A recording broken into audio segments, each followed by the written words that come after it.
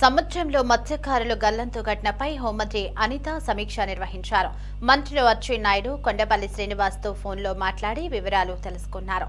వేటకు వెళ్లి గల్లంతైన మత్స్యకారుల కోసం గాలింపు చర్యలు వేగవంతం చేయాలని అధికారులకు అనిత సూచించారు. మత్స్యకారులకు ప్రభుత్వం అండగా ఉంటుందని ఈ సందర్భంగా హోంమంత్రి భరోసా ఇచ్చారు.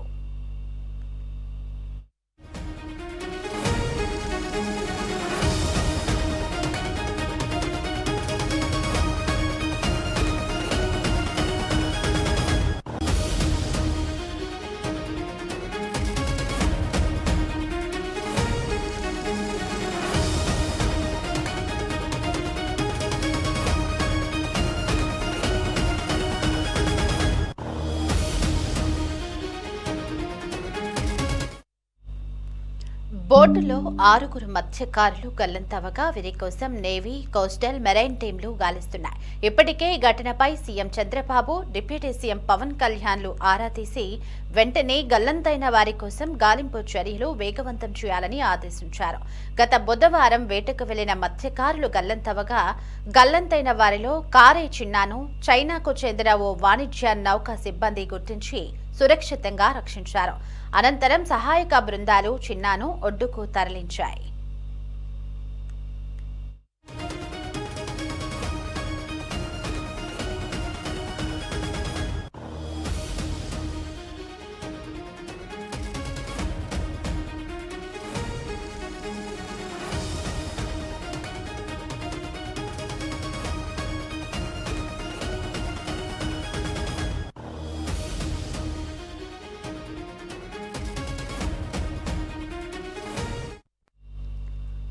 చిన్నాతో పాటు మరో 4 మత్స్యకారులు బోటు ఎక్కినట్లుగా తెలుస్తోంది. అయితే వారిని కూడా సురక్షిత ప్రాంతానికి తరలించేందుకు ప్రత్యామ్నాయ ఏర్పాట్లు చేస్తున్నట్లు అధికారులు వెల్లడించారు.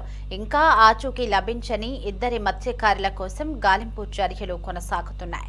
నేవీ హెలికాప్టర్లో గల్లంతైన వారి కోసం గాలింపు చర్యలు కొనసాగుతున్నాయి.